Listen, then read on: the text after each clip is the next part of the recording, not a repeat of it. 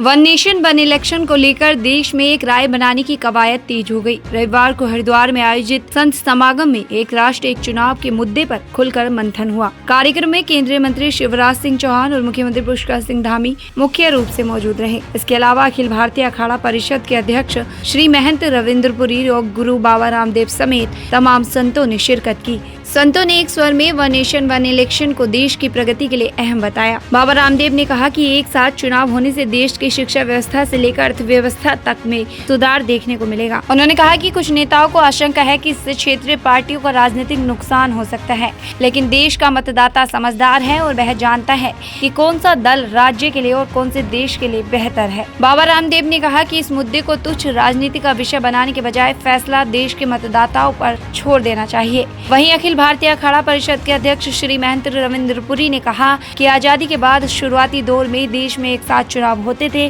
लेकिन धीरे धीरे ये परंपरा टूट गई। उन्होंने सुझाव दिया कि 6 महीने का समय केवल चुनाव प्रक्रिया के लिए निर्धारित किया जाए। इस दौरान पहले लोकसभा, फिर विधानसभा और उसके बाद नगरपालिका एवं नगर निगम के चुनाव कराए जाए। बाकी समय विकास कार्यों को गति दी जाए। श्री महंत रविंद्रपुरी ने कहा कि एक राष्ट्र एक चुनाव को लेकर सुझाव की शुरुआत हरिद्वार से हुई है और हरिद्वार से शुरू होने वाले आंदोलन हमेशा सफल होते हैं।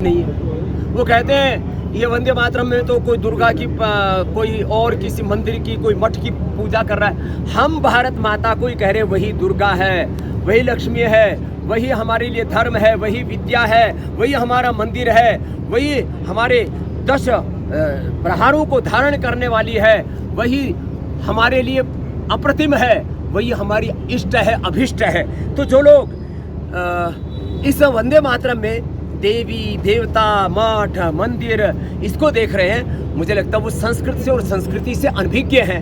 उनको थोड़ी संस्कृत पढ़ लेनी चाहिए और थोड़ा उनको बोध होना चाहिए कि हमने भारत माता को सारी उपमाएं दी। हम मेरा मठ, मेरा मंदिर, मेरी पूजा, मेरा कर्तव्य, मेरा मंतव्य, मेरा गंतव्य, मेरा धर्म, मेरा सर्वस्व मेरी भारत माता है। ये वंदे मातरम का अर्थ है। व्यक्ति जो इस देश से प्यार करता है, मातृभूमि की वंदना करता है, वंदे मातरम गाता है, वो चाहता है ये राष्ट्र सशक्त हो, विश्व गुरु बने।